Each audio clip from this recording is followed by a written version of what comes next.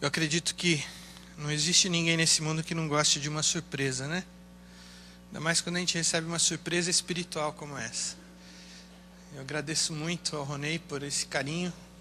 A única coisa que é injusto o que está acontecendo, porque eu posso falar de volta imediatamente, ele não pôde no dia que eu fiz. Mas eu agradeço também a nossa igreja pelo carinho com a nossa família. E eu peço que Deus continue abençoando a cada um de vocês. Que Deus possa estar atuando diretamente no seu coração. E que agora Ele possa nos abençoar ao estudarmos a sua palavra. O título do meu sermão, para aqueles que têm o boletim, é Por que sou o que sou? E essa ideia surgiu quando veio no meu coração a lembrança de um professor querido que eu tive quando eu era adolescente, lá no colégio, lá em São Paulo. Eu tinha meus 16 anos, mais ou menos, talvez até antes, quando eu o conheci. Ele foi meu professor no primeiro grau e no segundo grau também, aliás, só no segundo grau. E ele falava uma frase interessante. Ele falava assim: não sou adventista, presta bem atenção, não sou adventista porque eu entenda que a igreja adventista seja a igreja de Deus. Presta atenção porque parece ser uma frase meio contrária. Não sou adventista porque eu entendo que a igreja adventista seja a igreja de Deus. Eu sou adventista porque a igreja adventista ensina, prega aquilo que Deus nos revelou na Bíblia, através da Bíblia e seus profetas. O dia que a igreja adventista começar a ensinar algo que não esteja na Bíblia, eu saio dessa igreja. Foi isso que ele falou. Isso aqui foi... Eu tinha meus 16 anos, então, fazendo o cálculo, aí foi 35 anos atrás. Ele continuou na igreja, tá bom? Só para vocês saberem. Mas eu vou voltar para essa frase mais tarde. Mas olha, para vocês saberem, nessa terra, depois do meu pai, que para mim é um exemplo de integridade, de respeito, esse professor tem sido uma referência em todos os aspectos espirituais da minha vida. Mas como eu disse, nós vamos voltar nessa frase mais tarde. Mas eu queria que vocês, junto comigo, fizessem uma viagem agora para nós entendermos o que isso aqui quer dizer. O que significa ser adventista, o que significa ser de qualquer outra religião que temos nesse planeta. Quando nós estudamos a história do mundo dentro do contexto religioso, nós vemos que a partir dos anos 1500 para cá, algumas coisas foram sendo mudadas dentro do contexto religioso. Aliás, vamos voltar um pouquinho mais. Se nós voltarmos para a igreja primitiva, eu sei que a maioria de vocês conhece a história, mas só para nós termos como uma referência. A igreja primitiva foi estabelecida por Jesus e pelos seus discípulos. Logo em seguida do batismo do Espírito Santo, essa igreja começaram as viagens, começou a pregação, primeiro ao povo judeu, segundo a instrução do próprio Jesus, e depois para os outros. Com o batismo do Espírito Santo, os dirigentes começaram a estabelecer metodologias, porque afinal todo corpo organizado precisa ter métodos de trabalho. É ou não é assim, seu Cícero?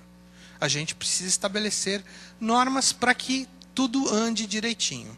E a igreja fez isso conforme os problemas foram surgindo. Ninguém chegou e criou toda uma tabela de regras e pré-estabeleceu metodologia de trabalho. Não. Conforme foi acontecendo, é isso que a Bíblia diz. Conforme foram surgindo os problemas, as coisas foram sendo organizadas. Se vocês se lembram, quando chegou aquele momento onde houve aquela... Nós até estudamos na lição da semana retrasada, se eu não estou enganado.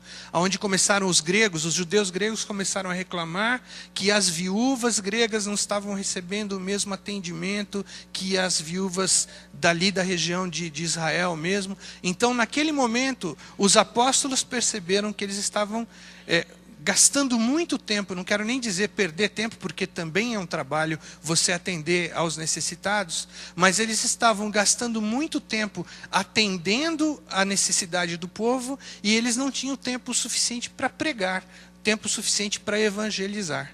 Foi então que eles resolveram estabelecer diáconos. Vocês conhecem a história, mas é só para vocês verem como o momento, as coisas foram sendo organizadas de acordo com o tempo, conforme foi passando. Como seres humanos complexos que nós somos, as formas ou os métodos de trabalho acabam sendo um pouco complexas. O ser humano é complicado, né? Acho que se você olhar lá na tua casa, você vai perceber que nem todas as regras podem ser aplicadas exatamente da mesma forma com todos os membros da família. Cada um tem uma coisinha diferente, desculpa o termo, mas uma criquice diferente que a gente precisa dar uma ajustada na forma de estar trabalhando. Mas isso aconteceu lá no passado também. O ser humano é complexo e para poder abranger todos, as formas e padrões, foi necessário criar metodologias de trabalho. Conforme a igreja foi se espalhando pelo mundo antigo, ela precisou se adequar a culturas e costumes, pior ainda do que dentro de casa. Dentro de casa nós estamos falando de pessoas do mesmo país, da mesma cidade, do mesmo bairro, da mesma família. Ali já existe diversidade de pensamento. Quanto mais se você começa a sair da tua região, do teu bairro, da tua cidade, etc. O microfone está ruim aqui ou é impressão minha?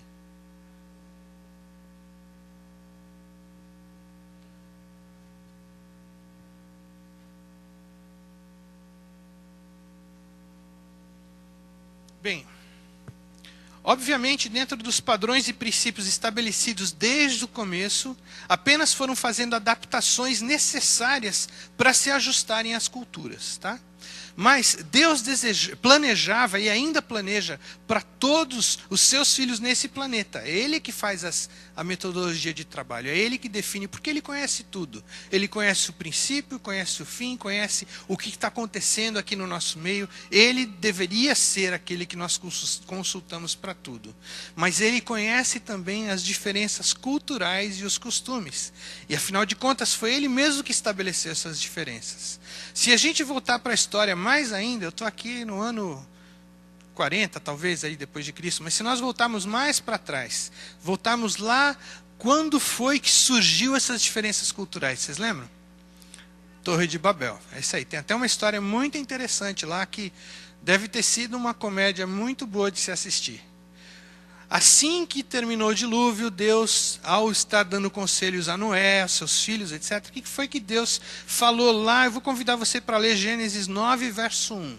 Gênesis 9, verso 1, Deus está dando uma bênção especial para o seu povo que estava recomeçando. Então, Gênesis 9, verso 1 diz assim: abençoou Deus a Noé e a seus filhos e disse-lhes: frutificai e multiplicai-vos e enchei a terra. Tá? Essa foi a regra número 1. A próxima, o plano de Deus não foi para que os homens ficassem num lugar só. Olha só, Gênesis 11, verso 4. Um pouquinho para frente, 2 capítulos. Disse mais: eia, edifiquemos. E são os homens agora, depois que começaram. É claro que essas passagens aqui, eu acredito que a diferença entre Gênesis 9 e Gênesis 11 deve ter pelo menos aí, sei lá, 50, 60, 80, 100 anos, eu não sei dizer exatamente, porque agora os homens já estão dizendo: edifiquemos para nós uma cidade e uma torre cujo cume toque o céu, e façamos-nos um nome. Agora olha só essa frase: para que não sejamos espalhados sobre a face de toda a terra. A terra era enorme, a terra é enorme. No entanto, os homens queriam ficar num lugar só, juntinho. Tá? Esse é sempre o plano de Satanás, e contrário àquilo que Deus pré-estabelece. Deus falou aqui no verso 1 do capítulo 9, ele disse para vocês encherem, frutificar e encher a terra. Encher a terra não significa ficar lá onde você está e encher de gente ali. Vocês, aqueles que conhecem São Paulo, que estiveram por lá esses dias, há pouco tempo, vocês sabem o que significa sair às 8 horas da manhã de casa, lá do Capão Redondo, e tentar chegar no Anhangabaú. Quanto tempo que a gente gasta? Quanto tempo a gente gasta para ir daqui em Miami às 9 horas da manhã? 40 minutos, 45? Lá em São Paulo, quanto que vocês falaram? O que significa isso? Porque o trânsito está uma maravilha e eu gosto de ficar apreciando a beleza? Ou é porque realmente não anda?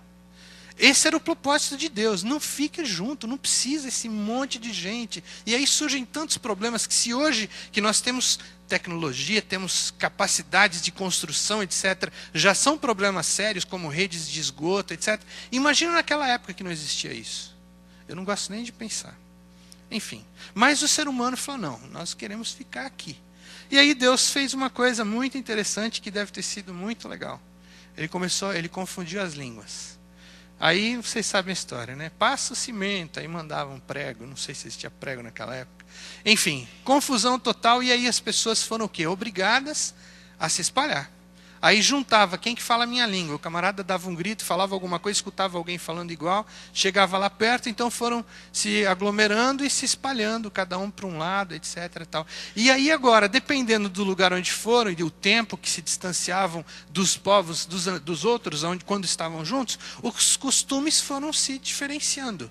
Uns moravam num lugar muito alto, era mais frio, eles começaram a criar certos costumes dentro de certos contextos. Os outros que moravam num lugar mais baixo, num lugar mais quente, já tinha uma outra forma de fazer, tipo de roupa que usava, talvez a vegetação que tinha em volta deles, talvez os animais que tinham por ali. Então, tudo foi acontecendo de acordo com a situação que eles estavam vivendo, tá? Bom, esses costumes muitas vezes determinavam comportamentos também. Agora imagina uma igreja que Jesus estabeleceu nessa terra, começando a penetrar por essas regiões. Foi se encontrando costumes diferentes, coisas diferentes, formas diferentes de fazer, de se viver, e para isso foi necessário fazer certas adaptações. Mas é claro, sempre respeitando ou procurando respeitar a regra inicial, o caminho que Deus colocou. Mas aí o que acontece? O ser humano nunca está feliz com o plano de Deus, ele sempre quer mais alguma coisa. Agora, por quê? É por causa do ser humano ou porque existe uma outra pessoa que está fazendo isso? Lembra que existem só duas forças nesse planeta. Acredite ou não, é assim que é. Tá? E essas duas forças, uma delas é totalmente injusta, ela faz coisas que o outro não espera. Quer dizer, que o outro não faz, desculpem. Deus nunca vai forçar nada em você, mas o outro não. O outro força, não tem respeito, ele entra sem bater na porta. Então o que aconteceu? A igreja começou a se modificar devagarzinho, através dos anos. Depois que os apóstolos todos faleceram, lá para o finalzinho do século I, faleceu João, que foi o último deles. Então a igreja primitiva, ela começou a mudar e aceitar algumas coisas dessa terra. Por quê? Porque começou a haver muita luta, muita guerra, muita opressão, porque existia uma perseguição muito grande contra os judeus. Essa igreja, ela parecia muito com os judeus, então começaram a haver pressões para que mudassem muitas coisas. E a igreja então começou a fazer o seguinte: olha, vamos fazer uma certa adaptação para que a gente consiga viver em paz, porque afinal o ideal é viver em paz. Já pensou a gente viver em luta o tempo todo? A gente olha na história lá para trás, eu não gostaria de viver em certos anos onde existia guerra o tempo todo, onde você morava dentro de uma cidade e a qualquer momento poderia ser atacado por uma cidade vizinha que tomaria você, levaria você como escravo ou te matava. Eu não gostaria de viver nessa época. Então o ser humano naturalmente tenta se ajustar, fazer mudanças para que exista paz o tempo todo. Isso aí é natural de nós, que vivamos em paz. É claro que existem alguns outros que têm um sangue que é muito quente, que prefere viver em luta o tempo todo. Enfim, eu não sou desse tipo, mas de vez em quando o sangue italiano faz alguma coisinha na gente, né? Moisés é alemão, pior ainda. Enfim, desculpa, Moisés. Bom, aí o que aconteceu? Chegou um momento em que a igreja se uniu ao Estado, ou seja, a igreja se uniu ao poder romano. Tá? A igreja começou a se ajustar, se adaptar à religião pagã, que era a religião romana, para que tudo ficasse bem. Constantino, que era o imperador da época, assumiu a posição de cristão.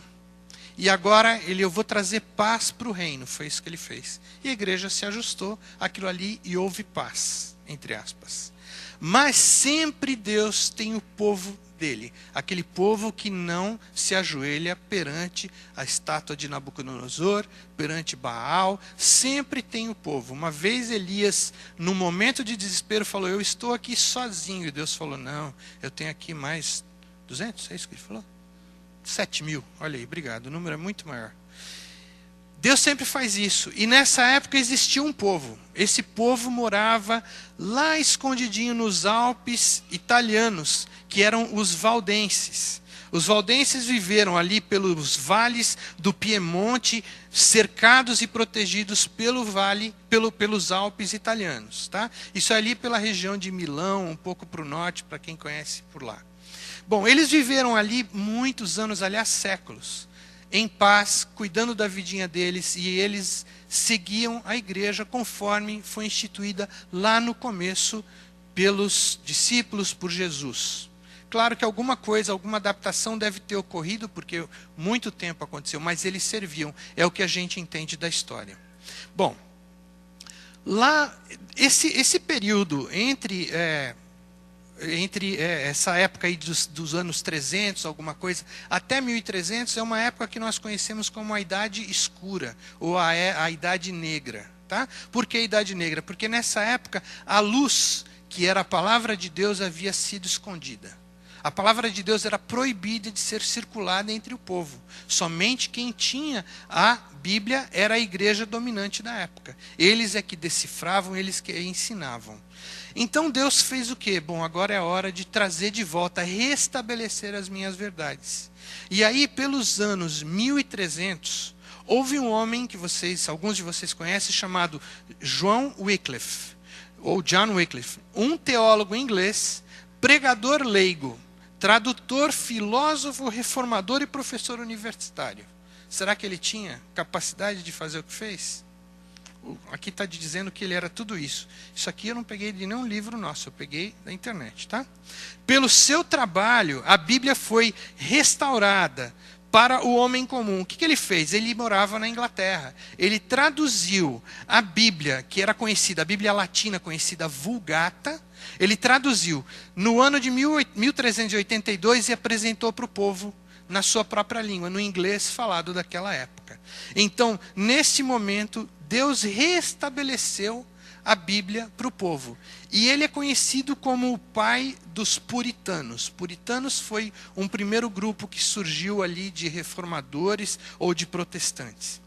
Em seguida, pelos anos 1400, na Alemanha, lá pertinho da Inglaterra, houve um monge chamado Martinho Lutero, que a maioria de vocês já ouviu falar também, que era uma pessoa muito estudiosa. Ele realmente se dedicou a aprender e conhecer a Bíblia. E ele chegou a uma conclusão a estudar a Bíblia. A conclusão que ele chegou é que o sacrifício de Cristo é o único e o necessário pagamento pelos nossos pecados. A forma que existia naquela época para pagamento de pecados não funcionava, porque a Bíblia não pregava aquilo. Então ele começou a pregar esse assunto para o povo. E ele é conhecido também como o pai da Reforma. E ele é o pai da igreja luterana. Então, como diz um pregador que eu gosto muito, se eu vivesse nessa época, provavelmente eu seria luterano, porque eu ia querer conhecer a verdade. No próximo século, pelos anos 1500, surgiu um teólogo francês chamado João Calvino. Ele começa a pregar que nós podemos ir diretamente ao Deus em oração, sem ser através de uma outra pessoa. E isso foi algo que foi tirado dos ensinamentos naqueles 1000 anos, aquela época escura que a gente chama, né?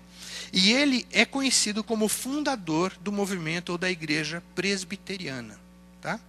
Bom, pelos anos 1600, um outro homem chamado John Smith, após estudos da Bíblia, entendeu que não podemos batizar infantes, crianças. Que para ser batizado, a pessoa precisa ser submergida na água. E para isso, ela precisa conscientemente confessar os seus pecados e se arrepender dos mesmos.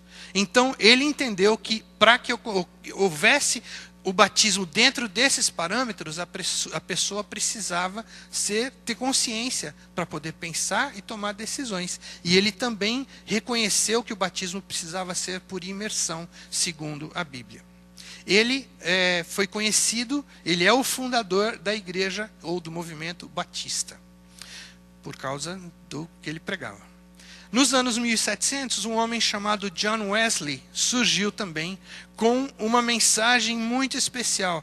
Aquela mensagem que a gente encontra em Marcos 16:15. Eu gostaria de convidar você a ler junto comigo, Marcos 16:15. Ali nós encontramos esse verso, essa ordem, esse comando que Jesus deu para nós. Ide por todo o mundo e pregai o evangelho a toda criatura. Foi essa a descoberta de John Wesley. Então ele começou a pregar que a mensagem precisava ser levada ao mundo. Tá? Então, John Wesley é o pai do movimento metodista, da igreja metodista. Nos anos 1800, uma mulher foi chamada para apresentar a última mensagem de Deus para esse mundo, para restabelecer um projeto, um plano que Deus sempre teve para nós. E a mensagem que ela trouxe, que ela salientou, foi a mensagem dos 3 anjos que nós encontramos em Apocalipse 14, dos versos 7 a 10. E eu vou ler pulando alguns pedaços. Então, se você quiser me acompanhar, Apocalipse 14, 7 a 10. Lá diz o seguinte: temei a Deus e dai-lhe glória, pois é chegada a hora do seu juízo. Caiu a grande Babilônia, que a todas as nações deu a beber do vinho da ira da sua prostituição. E finalmente, se alguém adorar a besta e a sua imagem, e receber o sinal na fronte ou na mão, também o tal beberá a vinha da ira de Deus. Esta é a mensagem de restauração. Mais uma vez, Deus vem restaurando mais uma verdade. Essa senhora foi Ellen White e é uma das fundadoras da Igreja Adventista do Sétimo Dia. Bem, vocês perceberam aqui, conforme as verdades foram sendo restabelecidas, a Igreja de Deus foi tendo nomes diferentes. E essa igreja veio estabelecendo essas verdades, e essas verdades foram progredindo e crescendo e crescendo. Nós entendemos que a mensagem de Deus está restabelecida. E nós oramos para que Ele nos ajude, para que, se houver mensagens para ser verdades, para serem restabelecidas, que Ele apresente essas verdades para nós. Deus nos tem instruído como pessoas desde que nós nascemos. Ele tem trazido verdades e métodos diversificados para cada um de nós. Eu diria que Deus nunca perde tempo. Se nós nos deixarmos dirigir por Ele, Ele fará maravilhas através de nós. Eu, você, pessoalmente. Não é Deus quem se afasta dos seres humanos. É o ser humano que se afasta dele. Deus está sempre junto. Deus quer ficar conosco. Ele está sempre nos guardando. Ele está sempre nos chamando. Veja agora as ferramentas que Deus usa para nos chamar, para nos trazer de volta dele. Primeira ferramenta que eu coloquei aqui, eu não estou colocando todas, obviamente, mas as mais óbvias que são. A primeira delas, a Bíblia. No começo, Deus falava diretamente com os seus profetas. Depois, Deus começou. E aí, quando surgiu, primeiro Deus falava pessoalmente. Antes do pecado, Deus falava diretamente com Adão e com Eva. Ele vinha visitá-los toda a tarde, assim que a Bíblia nos fala. Depois do pecado, Deus começou a falar com homens através dos seus profetas, dos seus patriarcas. Tá? Bom, mais para frente, Deus usou meios de comunicações que eventualmente o próprio Jesus usou, e hoje é o Espírito Santo, como nós entendemos.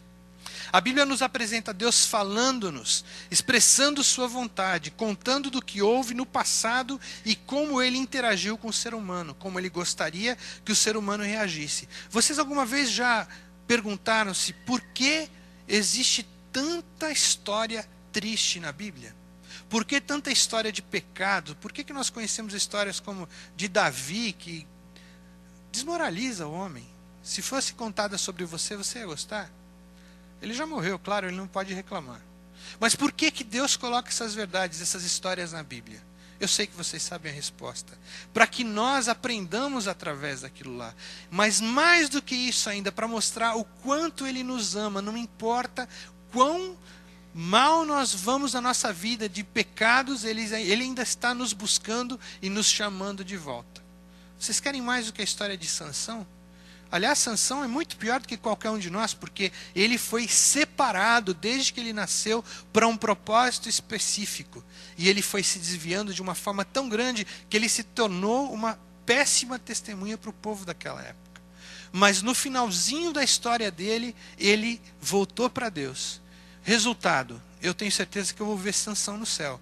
Mas infelizmente, o registro dele ali, a coroa dele, não vai ter tanta estrela quanto poderia ter.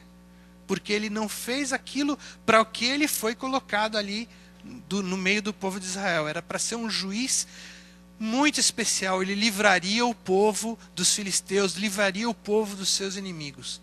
Mas ele escolheu fazer diferente. Enfim. Mas Temos histórias na Bíblia de sucesso e de derrota, como eu acabei de falar. Temos história de renovação e de deteriorização. Se você olhar a história do povo de Israel, eles caíram em pecado, Deus trazia eles de volta, renovava, vinha um rei que fazia um trabalho, eu gosto de ler lá em Reis quando fala, e o rei fulano de tal morreu com tantos anos, e ele fez o que era reto aos olhos de Deus. É tão gostoso a gente ler isso, mas infelizmente a maioria deles fala, e não fez o que era reto. E o pior é aquele que fala, ele nem foi enterrado junto com seus pais. Mas essa foi a história. Cai, levanta. Até que chegou num ponto, caiu. Quanto foi? 80% do reino caiu, que foi o reino do norte, quando eles se separaram. Sumiram na história. Sabemos depois que havia uma mistura tão grande ali, que os judeus nem gostavam de tratar com aquelas pessoas que nós chamamos de samaritanos hoje. E depois, mais para frente, o próprio povo judeu caiu. Mas hoje, Deus tem um povo nessa terra, que é o Israel espiritual, que sou eu e é você. Um povo que busca a Deus e busca a justiça dele. E esse povo não vai cair. Esse povo não cairá. Serão aqueles que estarão de pé quando Jesus voltar e vão recebê-lo de braços abertos. E eu quero estar no meio desse povo. Outra ferramenta, a oração. Durante os primeiros 4.000 anos dessa terra, o homem comunicava-se com Deus através dos profetas, como eu falei antes. Reis, líderes procuravam esses homens de Deus para saber o que eu devo fazer. Devo atacar? Não devo atacar? E Deus de vez em quando mandava mensagens por esses homens. Reforma, destrói os ídolos, faz uma mudança. Lembram disso? Bem, o homem buscava a Deus em oração, finalmente, quando... Desde o comecinho, o homem tinha uma possibilidade de chegar lá. Vocês lembram de Enoque? A Bíblia fala que ele fazia o quê? Ele andava com Deus. O que significa andar com Deus? Quando você anda com alguém, significa que aquela pessoa está do teu lado. Certo? Eu andei com a Nilce. Eu andei com o Daniel. Andei com... Essa pessoa está junto. Enoque andava com Deus. A Bíblia diz que Enoque era amigo de Deus. E um dia Deus falou para ele, olha, você já andou tanto comigo, nós já estamos tão longe. Vem comigo para o céu. Ai, como eu queria ouvir uma frase dessa. Só que eu queria a Nilce e o Dani junto comigo. Mas como eu gostaria. Mas Deus vai falar isso. Logo, logo, Ele vai voltar nessa terra e vai falar para você, Augusto, vamos comigo para o céu. Moisés. Inlói, vamos para o céu. A gente chega lá. Davi orou a Deus e pediu perdão pelo seu pecado. Vocês lembram como ele foi perdoado instantaneamente? Quando o profeta Jonatã chegou para ele e contou para ele, era Jonatã? Natã, obrigado. Eu acertei a última sílaba, pelo menos.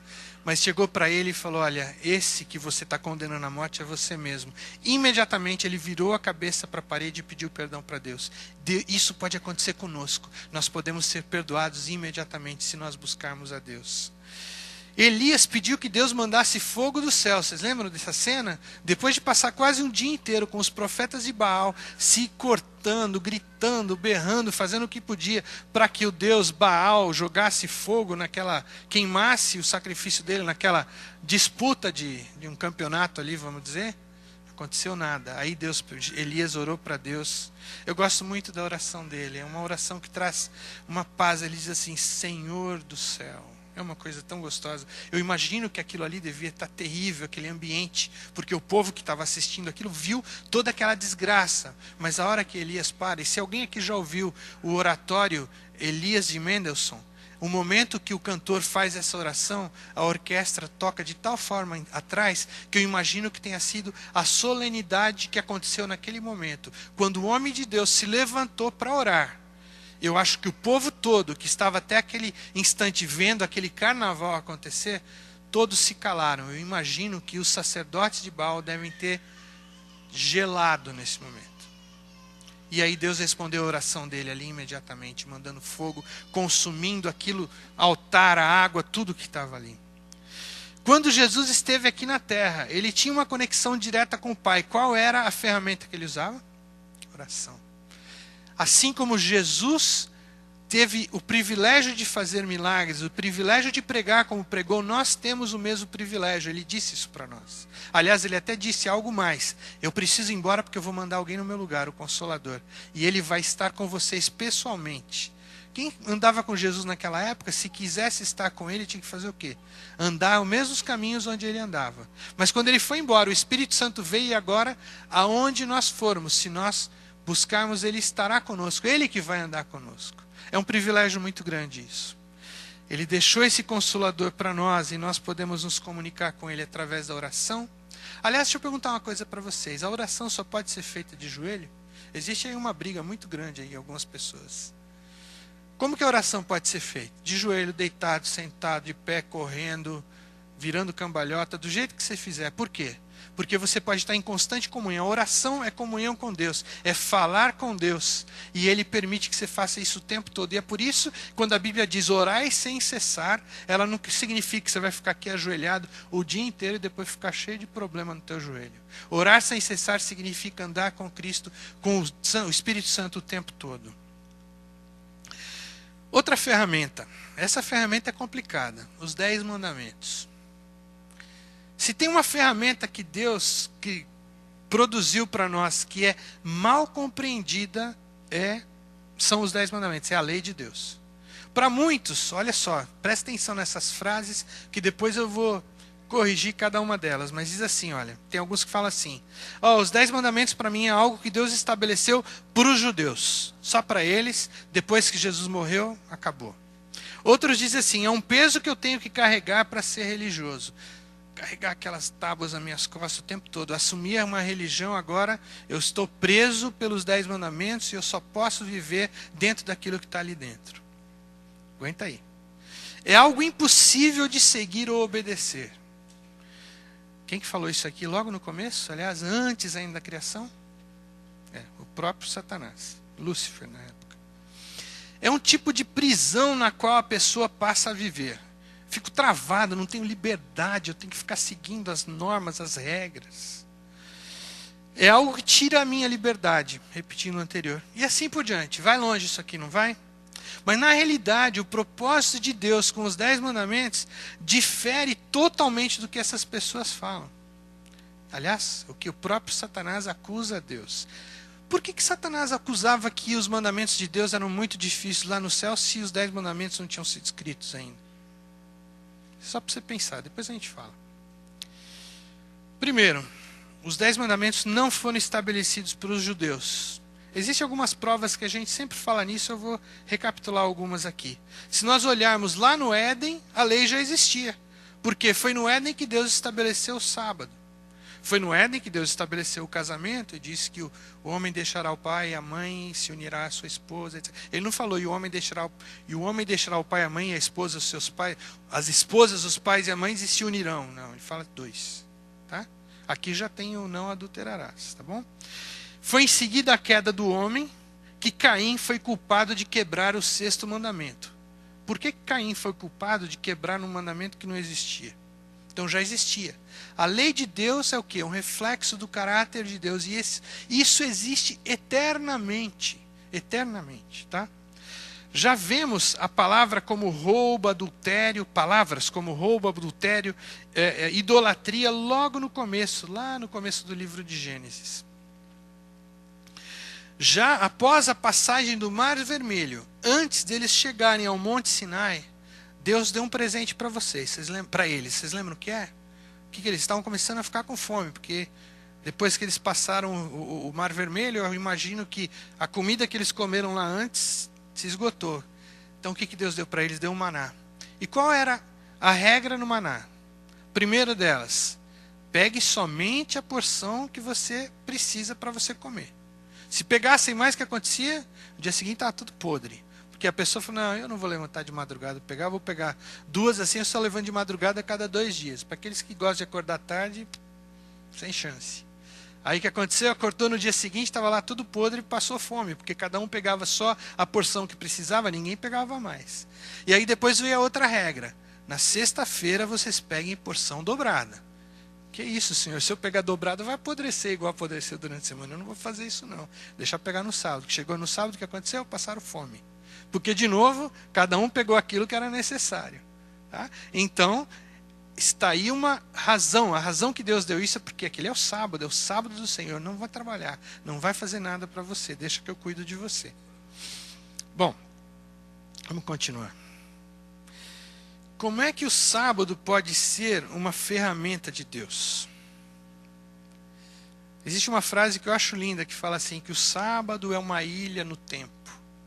Quando a gente pensa numa ilha, aliás, quando a gente está agitado, trabalhando que nem um condenado, aí, como eu gostaria de ir para uma ilha agora e ficar sem ninguém falar comigo. Aliás, a ilha não pode nem funcionar o celular, porque se for perto do continente, também não adianta. Mas você vai para uma ilha e fica em paz ali naquele lugar tranquilo. O sábado é um lugar de paz. Quantos aqui têm o privilégio de ter aquela chavezinha no cérebro, que quando chega no pôr do sol da sexta-feira, ela quase que automaticamente faz assim, ó, plique.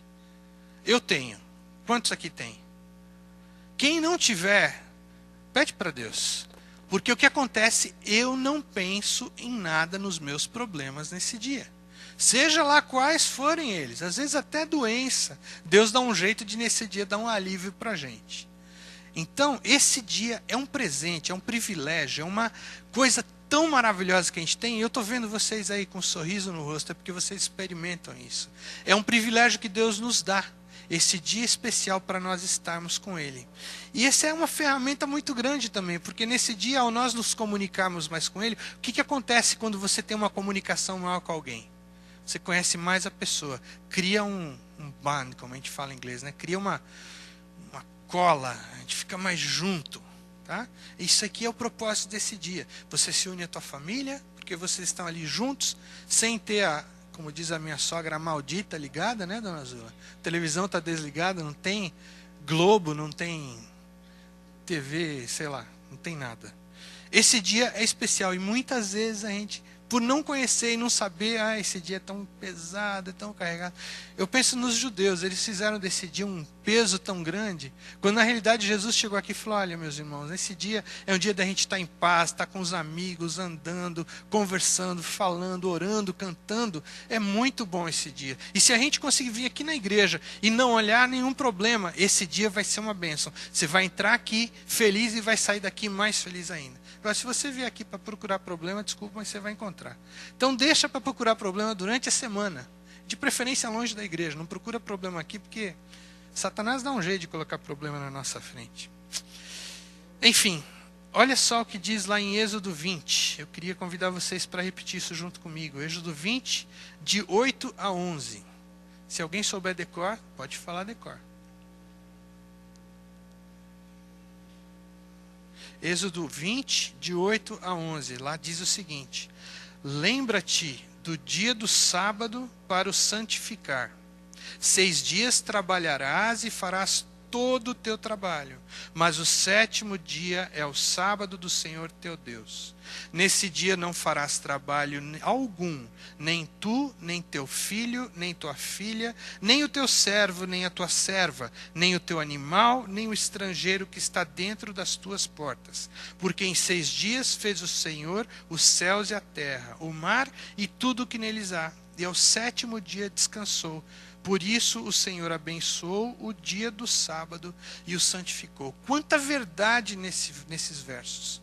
Aqui tem a história da criação aqui dentro. Tem tanta coisa que Deus colocou aqui para nós compreendermos. E esse dia é o dia de nós aproveitarmos aquilo que Ele criou para nós.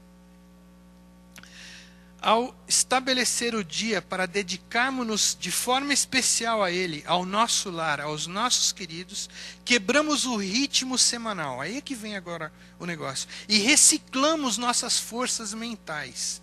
Este dia é uma renovação total para o nosso organismo no aspecto físico, mental. E vem outros aspectos que também vão fazer parte disso. Outra ferramenta, o trabalho missionário. Vocês já ouviram eu falar aqui, quando eu era moleque, trabalho missionário era sinônimo de entrar no fusquinha do Paulo Lima, para quem conhece o Paulo Lima, e ir distribuir folheto, e de vez em quando ser atacado por cachorro, porque a gente ia naqueles bairros ali por trás do IAE, que eram os bairros mais pobres, e os cachorros corriam para todo lado, enfim. Até o dia que eu descobri que trabalho missionário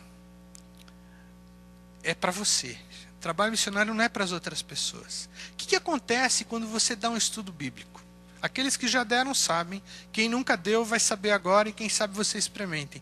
Quando você dá um estudo bíblico, você precisa estudar para você ter condição de ensinar, porque senão você vai ficar, deixa eu ver onde está, você tem que estudar. E quando você estuda, quando você se entrega para Deus e pede para o Espírito Santo te iluminar para fazer aquilo, você acaba aprendendo mais do que você está ensinando.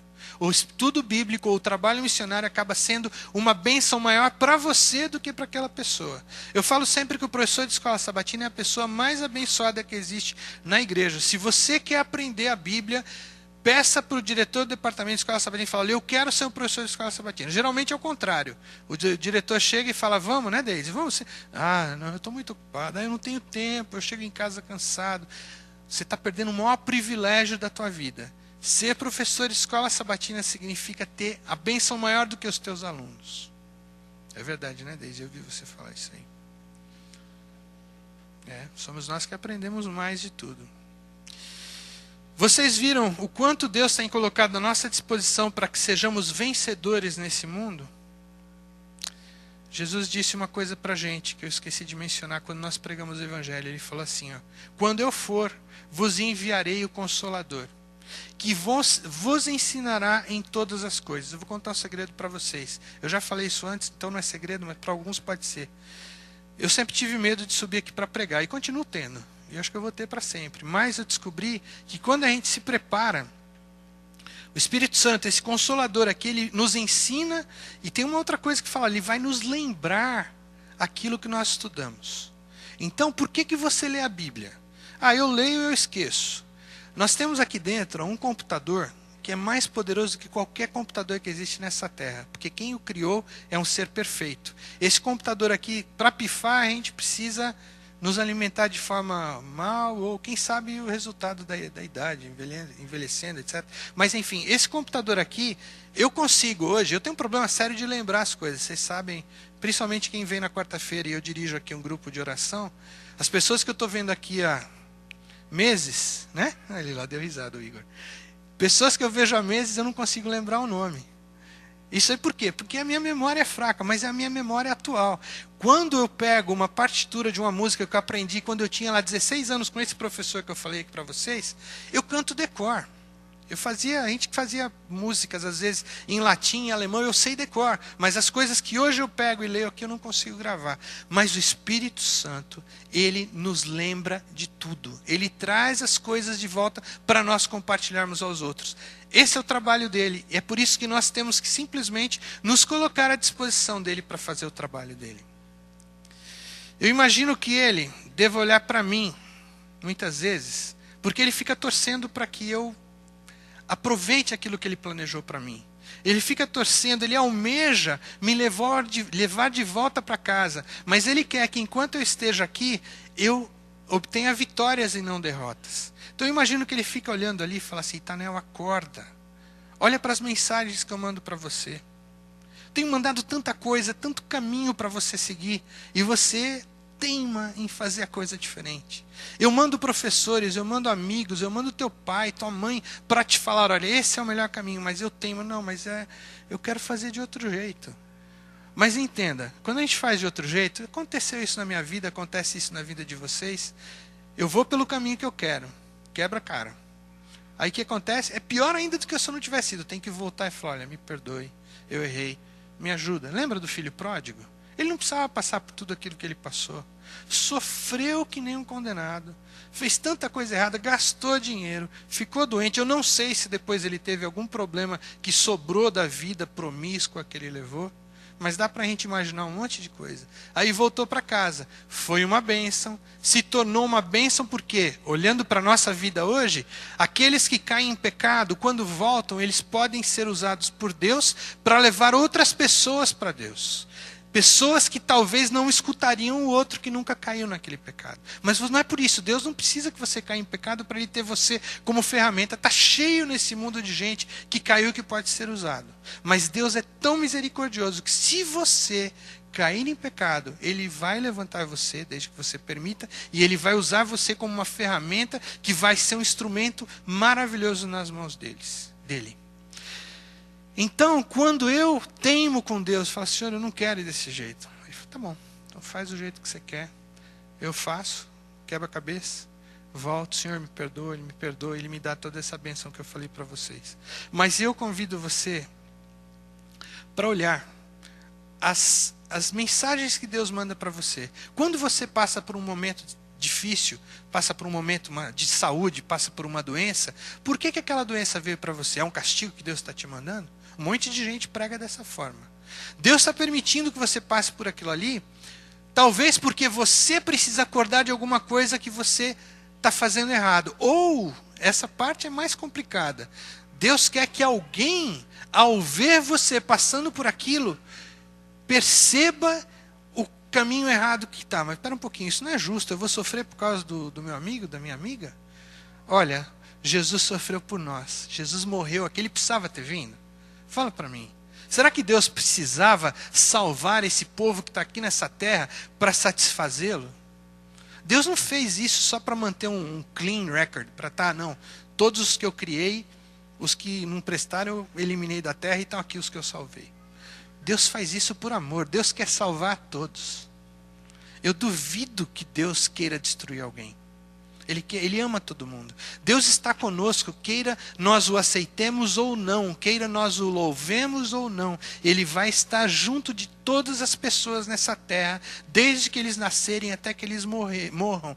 Queiram que eles neguem ou não a existência dele, ele vai estar lá. E ele a todo momento está dando uma oportunidade para as pessoas o conhecer. E sempre ele acha uma forma de colocar uma semente na vida delas. Eu lembro de uma história, eu não vou lembrar ela inteira, mas até hoje de manhã eu queria procurá-la, eu não tive tempo. Mas é uma história de missionários que foram para uma ilha, lá para aquela região ali da Austrália, etc. Chegaram na ilha para evangelizar a ilha. E aí encontraram lá os índios, eles já haviam sido evangelizados por um outro grupo de pessoas, mas aí como eles estavam pregando ou vivendo doutrinas diferentes do que esse grupo que chegou, esse grupo começou a falar para eles, não, vocês estão errados, vocês não podem fazer desse jeito, daquele jeito. E começaram a discutir e criar problemas, até que o chefe daquele grupo, que era uma tribo indígena, obviamente, né? Ele chegou para eles e falou o seguinte, olha, vocês deveriam estar muito agradecidos para o povo que veio aqui antes de vocês. Por quê? Como assim? Vocês fizeram um estrago danado em vocês? Não. Se não fosse por eles, hoje vocês iam ser nossa janta. Eles eram carnívoros. Canibais, desculpa. Já pensou uma coisa dessas? Deus tem métodos de trabalho que nós nem acreditamos. Eu quero convidar você, ao a gente terminar, que eu já falei demais. Aliás, tem uma coisa que eu preciso falar. Eu cresci num colégio, lá no IAE, antigo IAE, e talvez para alguns ainda era CAB, esses daí eu digo que são os velhos, eu sou mais novo. Mas para os que hoje entendem como o NASP, eu é que sou velho. Mas eu cresci lá, meu pai foi para o colégio quando eu tinha 2 anos. Ele se tornou um funcionário lá e eu cresci ali dentro, naquelas avenidas que na época era lindo. Para quem conhece o colégio, a minha casa, se você estivesse na Superbom, você via lá na montanha, lá embaixo, uma casinha do lado da garagem, aquela casa ali foi onde eu cresci. Foi construída para o meu pai, para a minha família, quando nós fomos lá. Vocês lembram dessa casa? Eu vivi ali até os meus 11 anos. Era uma maravilha. Acordava de manhã vendo aquela colina linda, etc. Eu cresci no meio daquele povo maravilhoso, daquele povo querido, que estava ali com um propósito de adorar a Deus. Pessoas que vinham, como diz a letra lá, se alguém conhece, de norte a sul viemos nós, colégio a ti. De leste a oeste, muitos há também aqui. Lembra dessa história? Enfim. Eu vivi ali, eu cresci ali, aprendi de pessoas que tinham ali, que estavam ali servindo a Deus para ensinar aqueles alunos, aquelas pessoas que eventualmente sairiam para o mundo para pregar o Evangelho. Deus me dirigiu a minha vida para que eu continuasse servindo. Claro que eu, como eu disse antes, de vez em quando a gente dá uma rabiada para cá, uma rabiada para lá, mas Deus está trazendo a gente sempre ali dentro. Ele guia a gente pelo melhor caminho. Quando eu aprendi o significado da frase daquele meu professor, eu não sou adventista, porque eu entendo que a igreja adventista seja a igreja correta. Eu sou adventista porque a igreja adventista segue tudo aquilo que Deus ensinou na Bíblia. Eu descobri isso eventualmente. Queria que fosse mais cedo, mas eu descobri. E hoje eu digo para vocês que eu sou dessa religião porque eu entendo que ela, ou melhor, eu vejo que o que ela faz é aquilo que está escrito. E se ela um dia deixar de fazer aquilo, eu saio dela. Então o meu convite hoje para você, o propósito desse sermão aqui, e a pergunta que eu fiz ali no começo, por que eu sou o que eu sou? Eu sou o que eu sou porque o que eu sou é o que eu acredito ser certo. Desculpa a frase esquisita. Eu sou o que eu sou porque as verdades que eu conheci e que são ensinadas para mim, eu as vivo por Deus, não por mim, porque eu não tenho essa capacidade. O meu convite para você que está nessa igreja há muitos anos, que nasceu nessa igreja, ou que se converteu a essa igreja, ou você que está aqui, amigo convidado, que não pertence a essa igreja, mas que pertence ao povo de Deus, que está espalhado por esse mundo, o meu convite para vocês todos: busquem conhecer a Jesus, busquem conhecer as suas verdades, porque as verdades dele não estão ali para separar um povo do outro. As verdades de Deus estão ali para nos fazer melhores e felizes. As verdades de Deus têm o propósito de nos construir. Se não fosse assim, ele não precisaria ter restabelecido as verdades através do tempo, como nós estudamos agora há pouco. O propósito de Deus é que nós o conheçamos o máximo possível. O propósito de Deus é que nós sejamos felizes aqui nessa terra. Está na hora de nós começarmos a buscar a Deus diariamente. A hora que nós fizermos isso, Ele vai tirar da nossa frente enxergar o nosso irmão. Ele vai tirar da nossa frente julgar o nosso irmão. Ele vai colocar em nós: me busque, procure a minha vontade para você. Eu vou te dar salvação. E eu vou usar você para trazer outras pessoas. Tem tanta gente nesse mundo sedento para conhecer a verdade de Deus. Mas para que nós possamos fazer esse trabalho, nós precisamos estar bem com Ele. É bem verdade que de vez em quando Ele usa uma mula, de vez em quando Ele usa um rei que seja totalmente contrário à verdade dele. Deus usa todo mundo, mas Ele quer usar você, porque quando você se entregar para Ele, o maior beneficiário vai ser você. Se você hoje sentiu o chamado de Deus para você buscá-lo, eu nunca fiz isso, mas eu estou sentindo a vontade de orar com vocês. Então, se você estiver disposto a vir aqui na frente junto comigo, entregar a sua vida a Deus e dizer para Ele: Senhor, eu quero daqui para frente me preocupar com a minha vida contigo. Eu quero daqui para frente permitir que o Senhor me transforme na pessoa que o Senhor planejou que eu fosse. E pedir para que Deus coloque você no rumo que Ele desenhou para você. Eu não estou falando que Ele predestinou você a nada, a não ser para a salvação. Mas Deus tem um propósito. Assim como nós planejamos certas coisas numa empresa para que cheguemos no final, Deus planejou alguma coisa para a igreja dele, para o povo dele, nesse mundo. E eu não estou chamando isso de igreja adventista. Eu estou falando daqueles que aceitaram a Jesus como seu Salvador. Então eu convido você a vir aqui na frente para nós orarmos e dizermos para Deus: Senhor, eu quero fazer a tua vontade, eu quero servir a ti e eu quero te conhecer de verdade para que eu esteja em condição de fazer isso. Eu queria pedir ao pessoal do louvor se eles podiam vir aqui. Eu queria que fizesse aquela música que nós fizemos antes da oração. E aí, enquanto isso, vocês podem vir até aqui na frente.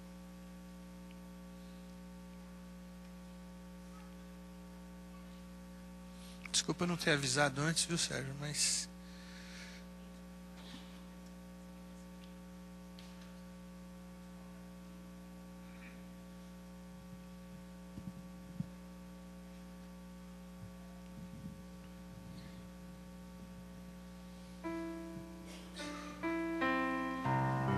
Media Center é o Into My Heart.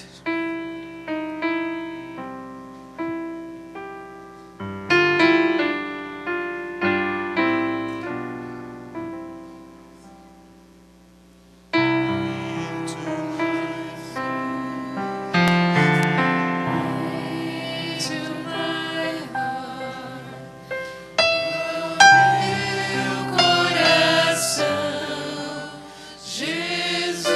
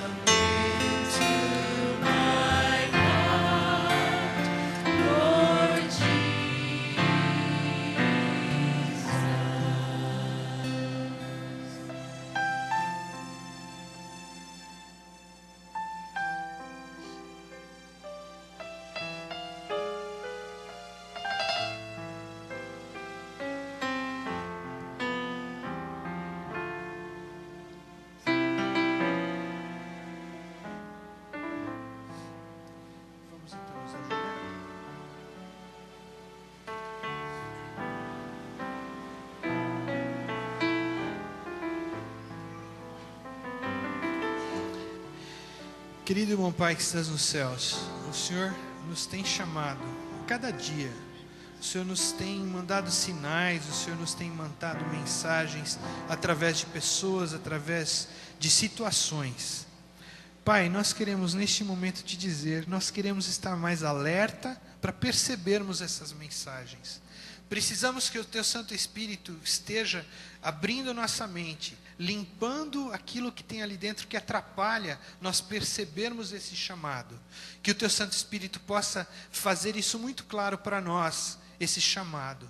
E que nós possamos, de coração aberto, de braços abertos, receber essa instrução que vem de Ti. Receber de Ti a inspiração para que sejamos os instrumentos que o Senhor quer de nós. Tira de nós, Pai, qualquer sentimento de ódio, de rancor, de tristeza contra o nosso parente, nosso irmão, nosso amigo, nossa igreja ou a nossa nação, qualquer coisa, Pai, que possa atrapalhar esse nosso relacionamento contigo. Tira de nós, Senhor, aquele rancor, aquele ódio, porque isso é um câncer que nos consome. E cria em nós um coração puro, como Davi disse. Cria, Senhor, uma vida pura, uma vida disposta e disponível ao Teu Santo Espírito. Abençoe a nossa igreja, abençoe os nossos visitantes, abençoe cada pessoa aqui e aqueles que estiverem assistindo pela internet. Que o Teu Santo Espírito seja o nosso amigo constante e que a nossa vida seja uma vida de oração. O tempo todo, Pai, seja o nosso companheiro, abrace-nos enquanto estivermos andando e nas dificuldades carregue-nos no colo. Dê-nos, Senhor, a Tua paz, leva-nos com a Tua proteção para o nosso lar e abençoe a cada um aqui, em nome de Jesus. Amém, Senhor.